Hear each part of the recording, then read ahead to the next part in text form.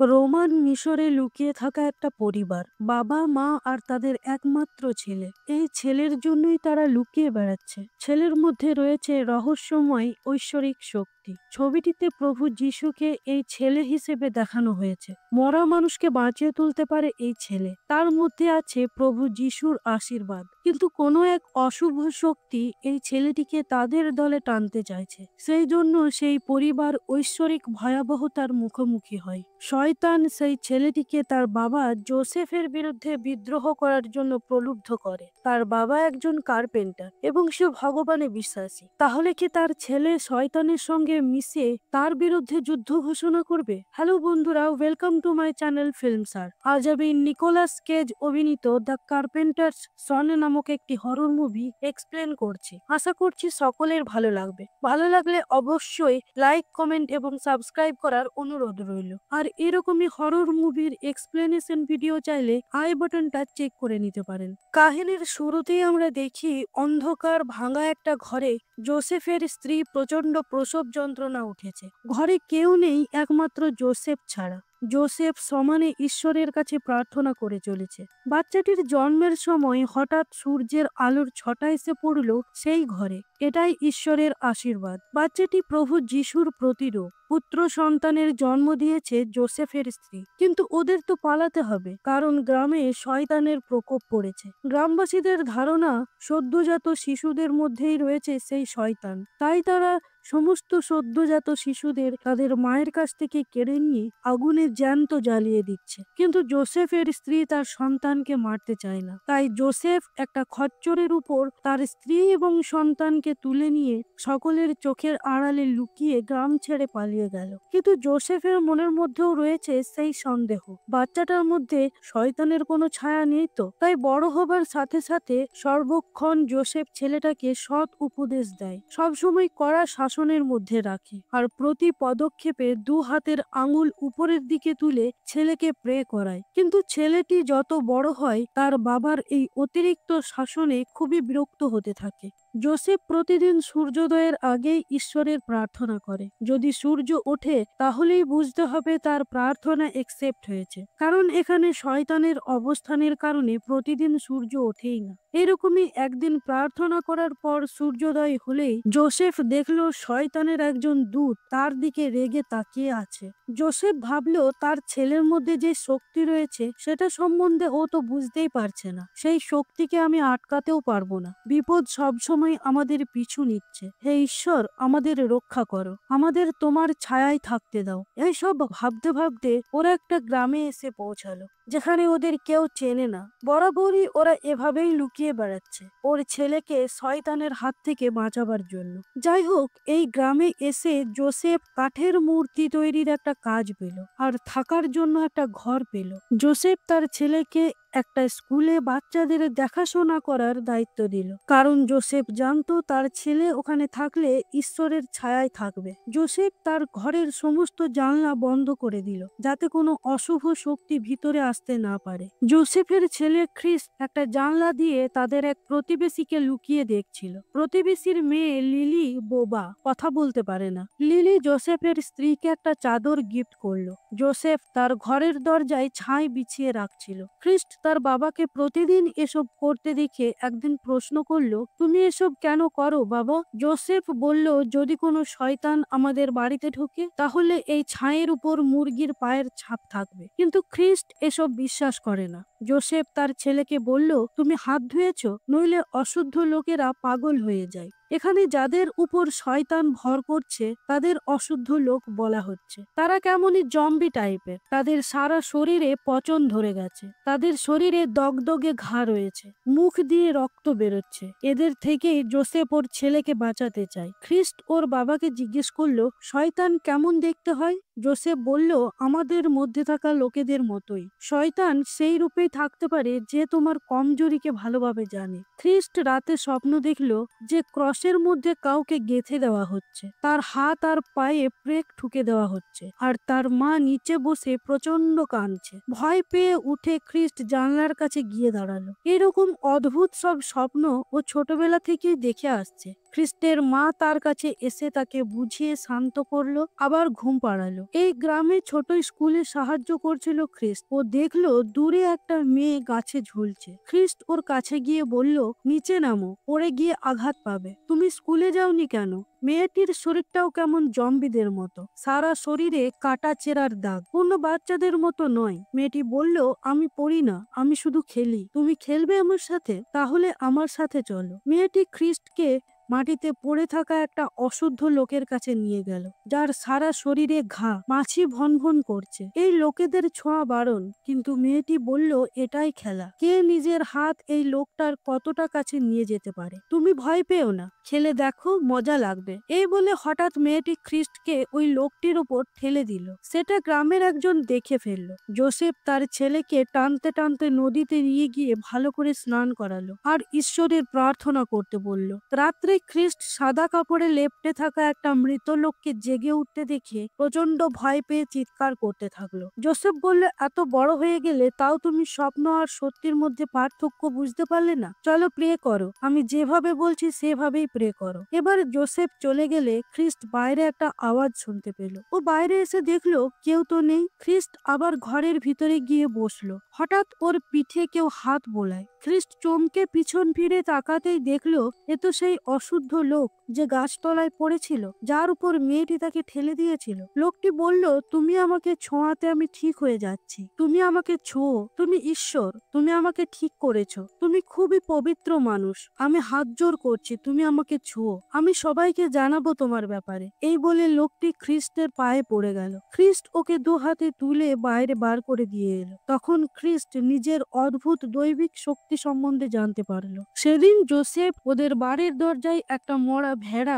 পড়ে থাকতে দেখে। যোসেফ ওর স্ত্রীকে ডেকে বলল, আমার মনে হচ্ছে আবার খুব জলদি এখান থেকে আমাদের পালাতে হবে। লোকে ওর ব্যাপারে জেনে যাবে। ও সব সময় নোংরা থাকে, অশুদ্ধ লোকেদের কাছে যায়। খ্রিস্টের হাতে একটা পোকা ছিল। ওর বাবার কথা শুনে খ্রিস্ট রেগে গিয়ে পোকাটাকে টিপে মেরে দিল। আবার কিছুক্ষণ পর মায়া হওয়ায় পোকাটিকে জ্যান্ত করে তুলল। অন্যদিকে সেই অশুদ্ধ লোকটা বাকি লোকেদের বলল, ওই ছেলেটা খুবই পবিত্র, ও দেবতা, কিন্তু তার কথা ওই মেয়েটার একদম ভালো লাগছিল না। একটা বিষ ফল খাইয়ে লোকটাকে মেরে ফেললো মেয়েটা। পরদিন সকালে গ্রামের লোক ওই অশুদ্ধ লোকটার মৃতদেহ পড়ে থাকতে দেখতে পেল। খ্রিস্ট একটা গাছতলায় দাঁড়িয়েছিল। সেখানে কাঠের একটা সাপ নিয়ে এসে খ্রিস্টকে দেখালো মেয়েটা। খ্রিস্ট বলল, তুমি কেন এসেছো? তুমি আমাকে ধাক্কা দিয়েছিলে। মেয়েটা বলল, তোমার ভালো লেগেছে না? খ্রিস্ট বলল, খেলা মানা আছে, বাবা বারণ করেছে। মেয়েটা বলল, তোমার বাবা তোমার অত্যাচারী, ও ভালো লোক নয়, সবসময় তোমাকে শাসন করে, মারে, ধরে। এই সাপটা নিজের কাছে লুকিয়ে রাখো, দেখবে মজা লাগবে। আমার সাথে দেখা করতে হলে আমাকে অসুখের মাঝে খুঁজবে। ওদিকে যোসেফ দেখছিল একটা অশুদ্ধ লোকের সাথে ওর ছেলে কথা বলছে, তাই ওকে ডেকে আবার প্রে করালো যোসেফ। কিন্তু এভাবে আর কতদিন? খ্রিস্ট তো ঠিকঠাক প্রেও করে না। ও ভাবলো, কতদিন আমি ওকে আটকে রাখতে পারবো? ও তো ওই অশুদ্ধ লোকেদের কাছেই থাকতে পছন্দ করছে। এদিকে রাত্রে এক পিশাচ লিলিকে তার ঘর থেকে টেনে নিয়ে গেল। পরদিন সকালে লিলি কেমন অসুস্থ ফিল করছিল। বাজারে কিছু জিনিস কিনবার সময় হঠাৎ ও পড়ে গেল। অসহ্য যন্ত্রণায় চিৎকার করতে শুরু করলো। গ্রামের লোকেরা ওর কাছে ছুটে গেল, তাই যোসেফ আর খ্রিস্ট সেখানে গেল। লিলির মুখ থেকে কালো রক্ত বেরিয়ে আসতে শুরু হয়েছে। ওকে ধরে রাখা যাচ্ছে না। ওর গলার কাছটা ফুলে উঠল, যেন ভিতরে কোনো সাপ কুণ্ডলি পাকিয়ে বসে রয়েছে। তা দেখে গ্রামবাসীরা দূরে সরে গেল। লিলির মা লিলিকে ধরে রাখতে গেলে লিলি ওর মায়ের গলার মাংস দাঁত দিয়ে খুবলে তুলে নিল। গ্রামের লোকেরা বুঝলো এদের উপর শয়তান ভর করেছে। লিলির মা বলল, এটা ওই ছেলেটার কাজ, ও সকালে লিলির সাথে কথা বলেছিল। সেটা শুনে যোসেফ খ্রিস্টকে টানতে টানতে নিয়ে এসে বলল, তুমি ওই মেয়েটার সাথে কথা বলেছিলে? খ্রিস্ট বলল, না। যোসেফ বলল, আমি তোমার কথাই বিশ্বাস করি না। খ্রিস্ট রেগে গিয়ে বলল, তুমি বিশ্বাস করো আর না করো, আমি জুলির সাথে কথা বলিনি। যোসেফ খ্রিস্টকে টানতে টানতে ভেড়ার ঘরে নিয়ে গেল। দেখলো সেখানে সেই কাঠের সাপটা পড়ে রয়েছে। যোসেফ আরো রেগে বলল, এটা তুমি কোথায় পেলে? চলো প্রে করো। খ্রিস্ট বলল, না, আমি সবসময় কেন তোমার কথা শুনবো? যোসেফ বলল, আমার না হয় তোমার মায়ের কথা তো শুনবে। খ্রিস্ট বলল, আমি মাকে নিয়ে এখান থেকে চলে যাব। যোসেফ বলল, সে তুমি যেখানে খুশি চলে যাও, কিন্তু তোমার মা আমার কাছেই থাকবে। আর তোমাকে কে রাখবে? ভিখারির মতো ঘুরে বেড়াবে একা একা। যোসেফ রেগে বেরিয়ে গেল। বাইরে ওর স্ত্রী দাঁড়িয়ে ছিল। সাপটা তাকে দেখিয়ে যোসেফ বলল, আমাদের এখান থেকে চলে যেতেই হবে। এটা বলেই সাপটাকে দূরে ছুঁড়ে ফেলে দিল। খ্রিস্টের ঘরের বাইরে আবার ছাই ছড়িয়ে দিল। তারপর তার স্ত্রীকে বলল, আর কি চাও তুমি? যোসেফের স্ত্রী বলল, ও নির্দোষ। আমরা তো জানি যে ও কে। ও আমাদের সেভিয়ার। যোসেফ চলে যাবার পর খ্রিস্ট ওর ঘর থেকে বেরিয়ে সেই মেয়েটার কাছে গেল। মেয়েটার হাতে সেই বিষাক্ত ফল ছিল। মেয়েটা বলল, আমি তোমাকে কিছু দেখাতে চাই। মেয়েটা খ্রিস্টকে সেই জায়গায় নিয়ে গেল যেখানে অশুদ্ধ শয়তান লোকেদের বেঁধে রাখা হয়েছে। ওখানে ওদের উপর প্রচন্ড টর্চার করা হয়। সেখানে লিলিও বাঁধা ছিল। মেয়েটা বলল, খুব জলদি লিলিও মরে যাবে, একমাত্র তুমি ওদের ঠিক করতে পারো। খ্রিস্ট বলল, না। মেয়েটা বলল, আমরা সবাই একই রক্ত মাংস দিয়ে তৈরি, কিন্তু কেউ রাগী হয়ে জন্মায়, কেউ দয়ালু, কিন্তু সেটা কে ঠিক করে? তুমি কি ভয় পাচ্ছ? খ্রিস্ট বলল, না, আমি ওদের কষ্ট অনুভব করতে পারছি। আর তোমারও। আমাকে আমার বাবার কাছে ফিরে যেতে হবে। মেয়েটি বলল, ও তোমার বাবা নয়। তুমি কে সেটা কি জানো? আমি তোমাকে অনেক দিন ধরে খুঁজছি। তোমাকে মিথ্যা বলা হয়েছে। তুমি একদিন জানবে যে আমি সত্যি বলছি। এসব শুনে খ্রিস্ট রেগে চলে গেল। নদীর কাছে গাছতলায় একাই বসেছিল খ্রিস্ট। সেখানে ওর মা এলে খ্রিস্ট বলল, তুমি আমার সাথে চলো। খ্রিস্টের মা বলল, হ্যাঁ, আমরা খুব জলদি এখান থেকে চলে যাব। তোমার বাবাও এটাই চায়। খ্রিস্ট বলল, সত্যি কি ও আমার বাবা? ছেলেটার মা বলল, তুমি কেন জিজ্ঞেস করছো? কে তোমাকে এসব বলল? খ্রিস্ট বলল, ওই মেয়েটা যে অশুদ্ধ লোকেদের সাথে থাকে। খ্রিস্ট বলল, বলো না, ও কি সত্যি আমার বাবা? ছেলেটার মা বলল, হ্যাঁ। খ্রিস্টে ওর মায়ের মুখে হাত রেখে বলল, তুমি মিথ্যা কথা বলছো। তাই খ্রিস্ট আবার ওখান থেকে চলে গেল। এরপর খ্রিস্ট আবার সেই অসুস্থ লোকেদের কাছে গেল। লিলির কাছে গিয়ে দেখলো ওর পেটের মধ্যে কিছু নড়াচড়া করছে। লিলি ওকে বলল, তুমি কি আমাকে মেরে ফেলতে পারবে? প্লিজ আমাকে মেরে ফেলো, নইলে এখান থেকে চলে যাও। ক্লান্ত হয়ে খ্রিস্ট সেই ভেড়ার ঘরে এসে বসলো। দেখলো সেই কাঠের সাপটা সেখানে পড়ে রয়েছে, যেটা যোসেফ ছুঁড়ে ফেলে দিয়েছিল। খ্রিস্ট আবার সেই সাপটাকে ছুঁড়ে ফেলে দিল। দিয়ে ঘরে ঢোকার সময় দেখলো ছাইয়ের উপরে মুরগির পায়ের ছাপ রয়েছে। খ্রিস্ট হাত দিয়ে সেটা মুছে দিল। আর দূর থেকে ওর উপর কেউ নজর রাখছিল। পরদিন স্কুলে খ্রিস্টকে ঠিকঠাক প্রে করতে বললে ও পারছিল না। স্কুলের টিচার ওকে টেনে ওর বাবার কাছে নিয়ে এলো। যোসেফ বলল, ও কি করেছে? টিচার বলল, আমি ওকে আর শেখাবো না। ও এমন কিছু জানে যেটা জানা উচিত নয়। যোসেফ বলল, ও কি বলেছে? তখন খ্রিস্ট বলল, আমি বলেছি যে ও কত বছর বাঁচবে। যোসেফ অবাক হয়ে খ্রিস্টের দিকে তাকিয়ে রইল। এরপর থেকে যোসেফ ওকে ওর কাজের জায়গায় নিয়ে গেল, যেখানে মন্দিরের একটা মূর্তি তৈরি করছিল যোসেফ। যোসেফ বলল, আজ থেকে তুমি আমাকে সাহায্য করবে আর এখানেই থাকবে। সেই রাগে খ্রিস্ট দূর থেকে ওই মূর্তিটার দিকে তাকিয়ে থেকেই ওটাকে ফেলে দিল, মূর্তিটাকে না ছুঁয়েই। মূর্তিটা পড়ে গিয়ে তার পাটা গেল ভেঙে। সেটা বুঝতে পেরে যোসেফ বলল, তুমি কারোর কথা শুনবে না তো? ঠিক আছে, যাও, বেরিয়ে যাও আর একাই বাঁচা শুরু করো। খ্রিস্ট বেরিয়ে গেল। এদিকে আমরা দেখি সেই মেয়েটাই আসলে অসুস্থ লোকেদের একে একে মেরে ফেলছে। রাত্রের দিকে খ্রিস্ট আবার লিলির কাছে যায়। দেখে লিলির পেটটা ফুলে রয়েছে। খ্রিস্ট লিলির মুখে হাত ঢুকিয়ে একটা জ্যান্ত সাপ টেনে বের করলো। আর তার ফলে লিলি অনেকটা সুস্থ হয়ে গেল। সেখান থেকে চলে যাবার সময় লিলি বলল, আমি তোমার ব্যাপারে সারা পৃথিবীকে জানাবো। অনেকেই দেখলো খ্রিস্টের এই অদ্ভুত দৈবিক ক্ষমতা। যে যোসেফকে কাজ দিয়েছিল সে এসে বলল, তোমরা এখান থেকে চলে যাও, তোমার ছেলে অনেক ছোট।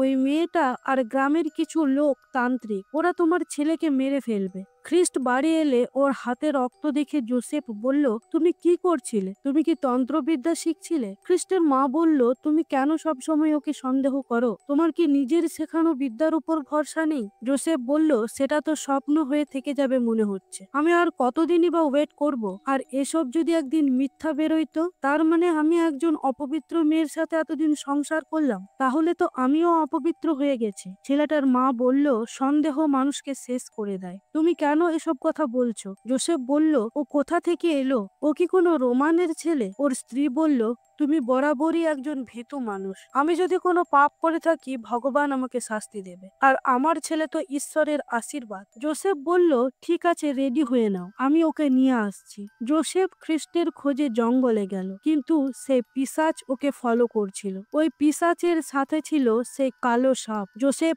দেখলো খ্রিস্ট এক জায়গায় বসে রয়েছে। গ্রামের তান্ত্রিকরা খ্রিস্টের খোঁজে আসছে। জোসেফ খ্রিস্টকে ডেকে বলল, তাড়াতাড়ি চলো, আমাদের এখনই বেরিয়ে যেতে হবে। সেই সময় সাপটা জোসেফের পায়ে কামড় বসালো, আর জায়গাটা ধীরে ধীরে ইনফেক্টেড হতে শুরু করলো। খ্রিস্ট বলল, বলো আমার বাবাকে। জোসেফ বলল, সেই তো এসবের কারণ, ওর জন্যই তো এত সব হচ্ছে, ওর নাম নেওয়াও পাপ। খ্রিস্ট বলল, আমি ওর নাম জানতে চাই। জোসেফ বলল, যাহাবে। খ্রিস্ট সেই ইনফেক্টেড জায়গায় হাত দিতেই সেটা ঠিক হয়ে গেল। এদিকে কিছু তান্ত্রিক মশাল নিয়ে ওদের বাড়ির দিকে এগিয়ে আসছিল। একজন খ্রিস্টকে দেখে বলল, আমি ওকে দেখতে পেয়েছি। তখন খ্রিস্ট রেগে তার দৃষ্টি দিয়েই ওই লোকটাকে মেরে দিল। ওদিকে জোসেফ ওর স্ত্রীকে খচ্চরের মধ্যে বসিয়ে সেখান থেকে চলে গেল। খ্রিস্ট আবার সেই অসুস্থ লোকেদের ডেরায় গেল। দেখলো অনেকেই মরে পড়ে আছে, আর মেয়েটি এক জায়গায় বসেছিল, ওর সারা শরীরে রক্ত। মেয়েটা বলল, এবার তুমি সত্যিটা জানতে পেরেছো, তাই তো? এদিকে এসো, আমি তোমাকে তোমার আসল বাবার কাছে নিয়ে যেতে পারি। এদিকে জোসেফের স্ত্রীর জ্ঞান ফিরলে ও বলল, আমার ছেলে কোথায়? জোসেফ বলল, কেউ ওকে সত্যিটা বলে দিয়েছে, তাই ও পালিয়েছে। ওর স্ত্রী বলল, অসুস্থ লোকেদের মধ্যে থাকা একটা মেয়েই নিশ্চয়ই ওকে বলেছে। জোসেফ বলল, তুমি এখানে বসো, আমি ওকে ঠিক খুঁজে নেব। জোসেফ চলে গেল। ওদিকে মেয়েটা খ্রিস্টকে একটা ঝিলের কাছে নিয়ে গেল। বলল, তোমাকে উদাস লাগছে। খ্রিস্ট বলল, বাবা মায়ের কথা মনে পড়ছে। মেয়েটি বলল, ওরা তোমাকে ঘৃণা করে। তুমি জানো মানুষ কতটা হিংস্র হয়? ওরা অনেক ভয়ানক জিনিস করে। মেয়েটা বলল, এই পবিত্র ওয়ার্ল্ডের মধ্যে এই জায়গাটা একটা জেলখানা। তুমি ওই ছেলেটাকে মুক্তি দিয়েছো, আমিও এখান থেকে অনেক মানুষকেই মুক্তি দিয়েছি। খ্রিস্ট দেখলো মেয়েটির সারা শরীরে ক্ষত চিহ্ন রয়েছে। খ্রিস্ট বলল, আমার বাবার সম্বন্ধে বলো। মেয়েটা বলল, আমি ওকে জানতাম, আমরা পাশাপাশি থাকতাম, আমি খুবই সুন্দর দেখতে ছিলাম, কিন্তু তাও ও সব সময় আমার থেকে দূরে থাকতো। ও কাউকে নিজের সমান সমান হতে দিত না, কিন্তু ও আমার জন্য একটা ঘর বানিয়েছিল। এখন তুমি আমার কাছে আছো, আমরা সেই ঘরে একসাথে যাব। খ্রিস্ট বলল, কিন্তু তুমি কে? মেয়েটা বলল, আমি পৃথিবীর শত্রু, আমি টেম্পটার। মেয়েটা এক জায়গার দিকে আঙ্গুল দিয়ে খ্রিস্টকে সেদিকে তাকাতে বলল। বলো কি দেখতে পাচ্ছ? খ্রিস্ট বলল, কিছুই না, এটা তো একটা কালো ছায়া মাত্র। মেয়েটা বলল, না, এটা একটা রাস্তা, হাঁটু মুড়ে বসো, ভালো করে দেখো। খ্রিস্ট দেখলো সেখানে রয়েছে শয়তানের আস্তানা। মেয়েটা বলল, বলো আমি কে? খ্রিস্ট বলল, তুমি অশুভ শক্তি। মেয়েটা খ্রিস্টকে বশীভূত করে নিয়েছে। মেয়েটা বলল, আমি এখানে কেন আছি? খ্রিস্ট বলল, আমাকে কষ্ট দেবার জন্য। মেয়েটা বলল, আমার নাম বলো। খ্রিস্ট বলল, তুমি হলে শয়তান। ওদিকে জোসেফ এসে দেখলো সেই পিশাচ খ্রিস্টকে কিছু করছে, কোনো মন্ত্র পড়ছে। জোসেফ ওকে ডেকে বলল, আমি তোমাকে আগেও দেখেছি। সেই রাগে পিশাচ জোসেফের কাছে এসে ওকে মেরে মাটিতে ফেলে দিল। ওদিকে খ্রিস্টের তখন জ্ঞান ফিরে এসেছে, আর অন্যদিকে ওর মা ওর জন্য প্রে করছে। খ্রিস্ট দেখলো মেয়েটা ওর বাবার কাছে দাঁড়িয়ে রয়েছে। খ্রিস্টের হাতে একটা ধারালো কাঠ দিয়ে মেয়েটা বলল, চলো একে আমরা মেরে দিই। খ্রিস্ট বলল, না, সরে দাঁড়াও। মেয়েটা খ্রিস্টকে ঠেলে ফেলে দিয়ে কাঠটা জোসেফের পেটে গেঁথে দিল। এরপর মেয়েটা তার মুখ থেকে সেই বিষাক্ত কালো সাপটা বের করে জোসেফকে কামড় বসাতেই যাচ্ছিল, কিন্তু খ্রিস্ট সেটা টেনে নিয়ে বার করে ছুঁড়ে ফেলে দিল। মেয়েটা খ্রিস্টের উপর ভারী পড়ছিল। ও কারোর দিকে তাকিয়ে চিৎকার করে বলল, এসো, নিজের ছেলের জন্য এসো। মেয়েটা খ্রিস্টের মুখ কাদায় ঢুকিয়ে ওকে মেরে ফেলতে চাইল, কিন্তু পারলো না। খ্রিস্ট উঠে মেয়েটার উপর চেপে ওর চোখ গেলে দিচ্ছিল। তখন জোসেফ বলল, ওকে ছেড়ে দাও, তুমি দয়ালু হও, ক্ষমা করতে শেখো। খ্রিস্ট মেয়েটাকে ছেড়ে দিয়ে ওর বাবার কাছে গিয়ে আহত জায়গা ঠিক করতে গেলে জোসেফ বলল, এবার আমাকে যেতে হবে, ঈশ্বর তোমার মঙ্গল করুন। জোসেফের মৃত্যু হলো। খ্রিস্ট নিজের ভুল বুঝতে পারলো, আর তখনই সূর্যোদয় হলো। খ্রিস্ট মেয়েটিকে ছেড়ে দিল, আর ওর মায়ের কাছে গিয়ে মাকে নিয়ে অন্য গ্রামের সন্ধানে বেরিয়ে পড়লো। দ্য কার্পেন্টার্স সন কাহিনীটিকে এখানেই শেষ করা হয়েছে। আমার ভিডিও এক্সপ্লেনেশন ভালো লেগে থাকলে অবশ্যই কমেন্ট করে জানাবেন। আজকের মতো এখানেই শেষ করছি, আবার দেখা হবে অন্য কোনো ভিডিওতে। Thank you.